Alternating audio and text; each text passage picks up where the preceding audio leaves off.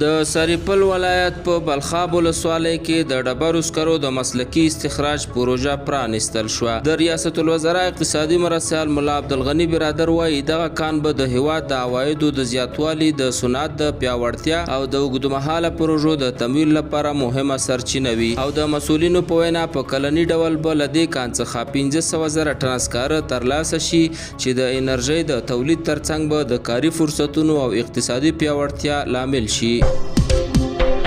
د اسلامي امارت د ویاند مرستیال مولوي حمدالله فطرت وایي چې په کونړ کې د وروستۍ زلزلې له امله تر اوسه د شهیدانو شمېر 1,450 او د ټپیانو شمېر 3,394 ته رسیدلی او شاوخوا 6,982 کورونه هم ویجاړ شوي دي.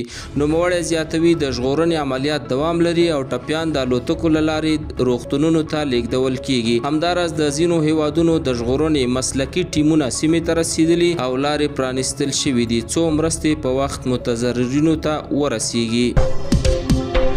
د فلسطین د روغتیا وزارت وایي په تیرو 4 ساعتونو کې د اسرائیلي بریدونو له امله 114 فلسطینیان شهیدان شوي او 304 تنه ټپیان دي. همداراز د لوږې له امله نورو 6 تنو ژوند له لاسه ورکړی چې دې سره د لوږې له امله د مړینو شمېر 318 تنه ته رسیدلی.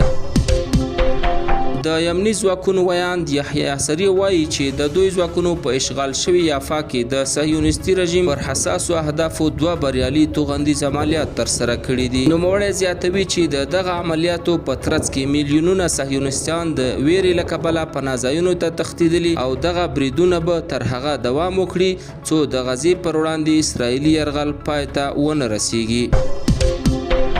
د ترکیې ولسمشر رجب طیب اردوغان ویلي چې اروپایي هیوادونه د ملګرو ملتونو په عمومي غونډه کې د فلسطین د خپلواک دولت په رسمیت پیژندلو لپاره چمتووالی نیسي.